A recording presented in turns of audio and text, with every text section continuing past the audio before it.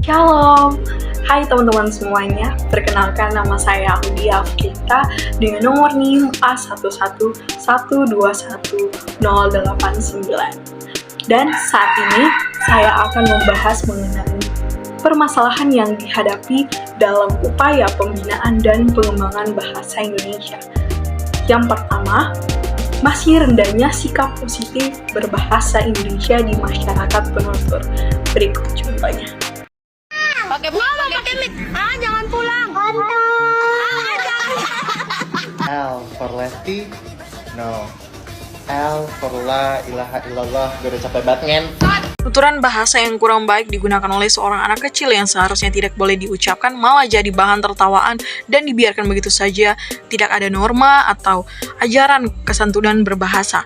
Dan begitu pula dalam video kedua, seorang dewasa yang melontarkan tutur kata yang tidak baik melalui sosial medianya. Hal ini terjadi karena kurangnya kesadaran diri untuk berbahasa yang baik dalam bersosial media.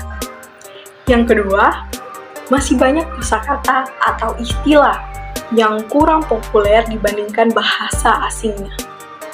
Kak, gimana sekarang kamu kerja di Jakarta? Enak dah? So far so good sih, environment-nya oke gitu.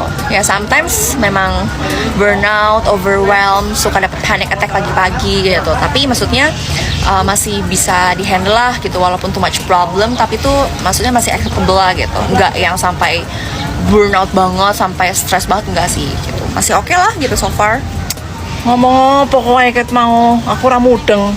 Ya, seperti dalam video ini, seorang anak menggunakan pencampuran bahasa Indonesia dan bahasa asing ketika berbincang dengan ibunya, sehingga membuat ibunya kebingungan untuk memahami apa yang dikatakan oleh anaknya.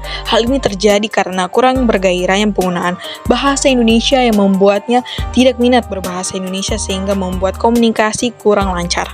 Yang ketiga, belum dipahaminya pedoman pembentukan kata atau istilah dengan benar, seperti contoh berikut ini. Untuk kata-kata di atas seringkali kita salah menyebutkan bahkan menuliskan kata-kata yang benar sesuai dengan EYD atau ejaan yang disempurnakan karena kurangnya pemahaman dalam penulisan atau pembacaan, sehingga seringkali kita melakukan kesalahan ini tanpa kita sadari. Yang keempat, rendahnya kemahiran membaca. Dengan membaca, kita dapat mengetahui bahasa Indonesia yang baik dan benar. Kita bisa mengembangkan bahasa Indonesia melalui buku-buku yang ada dan yang tersedia. Namun, jika kita tidak juga bisa membaca, pastinya akan menjadi penghambat ketika proses pengembangan bahasa Indonesia dilakukan. Yang kelima, belum memadainya prasarana dan sarana layanan kebahasaan di daerah. Contohnya sebagai berikut ini. Seperti dalam video ini, seorang guru SD asal Sulawesi Selatan yang mengajar muridnya menggunakan baki atau alat dapur yang biasa digunakan untuk mengangkat makanan atau menyajikan makanan malah menjadi papan tulis.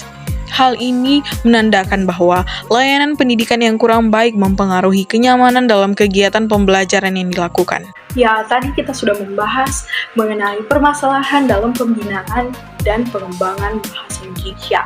Lantas, dari permasalahan tadi tentunya harus ada solusinya dong. Solusinya yaitu yang pertama, menyadarkan diri pemakai bahasa akan pentingnya memiliki sikap positif berbahasa Indonesia.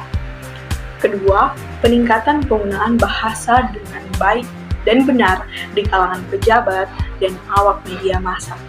Yang ketiga, menghilangkan rasa malu dan enggan dalam menggunakan bahasa Indonesia yang baik dan benar. Yang keempat, peningkatan mutu sumber daya para pakar bahasa. Yang kelima, melakukan penyuluhan bahasa. Yang keenam, menjadikan lembaga pendidikan sebagai basis pembinaan bahasa. Mungkin itu saja yang dapat saya sampaikan. Terima kasih sudah menonton video ini. Sampai jumpa lagi.